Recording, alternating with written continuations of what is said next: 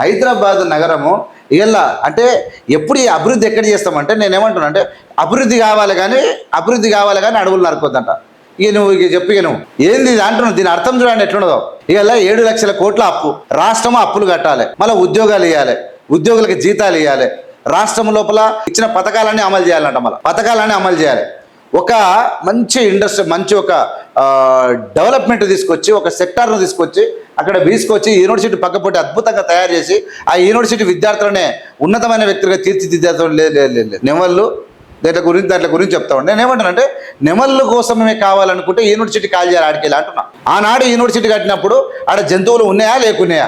ఉంటే మరి మీ కళ్ళకి ఏమైనా అయిందా? మీ మైండ్ దొబ్బిందా? మరి జంతువులు ఉండే ప్లేస్లో మనం ఎట్లుంటాం? ఇవన్నీ కాల్ చేసి వెళ్ళిపోయి రోడ్ల మీద మూసినది పక్కపొట్టి కట్టుకొని చదువుకుందామని ఆలోచన మీకు రాలేదా? మీ యూనివర్సిటీ అడవిలు ఉందా, బయట ఉందా? ఏం మనుషులే, పిల్లలు జల్లలు ఉన్న కాడికి మొత్తం అదే పని. అక్కడ కొడంగల్లో కొడితే ఆడగట్టనియరు, ఈడ మూసినది ప్రక్షాళన అంటే ఇది రానియరు, అక్కడ పోయి అభివృద్ధి ఏమైనా చేద్దామంటే అడవులు లాంటి చెట్లు అంటారు. ఇదేంది నాకు అర్థం కాదు. ఏడగట్టాలని అడుగుతా ఉన్నా. చూపిరి బీఆర్ఎస్ పోయి చూపిరి, మొత్తం హైదరాబాద్కి వెళ్ళి ఆడికి మారుస్తారు. మరి ప్రజలు ముఖం మీద ఉంచుతారు మిమ్మల్ని. సంస్థలు ఎప్పుడైనా వచ్చినప్పుడు హైదరాబాద్ నగరానికి రింగ్ రోడ్ ఉంది, హైదరాబాద్ అభివృద్ధి చెందుతుంది. ఆ ప్రాంతంలో అయితేనే ప్రపంచంలో ఇలా అమెరికా లాంటి దేశాల సిటీలలో, అమెరికా లాంటి దేశాలలో అంటే అభివృద్ధి చెందినటువంటి దేశాలలో ఆ పక్కనే ఉంటేనే ఉద్యోగం పోనీకి వస్తుంది. ఎన్నో అచ్చంపేట అడిగిన కంపెనీ పడితే ఎట్లా పోతారు, ఎట్లా వస్తారు అంటున్నా. ఏంది పడితే అది ఎట్లా పడితే అంటే మాట్లాడరు, మీదేం పోయేది.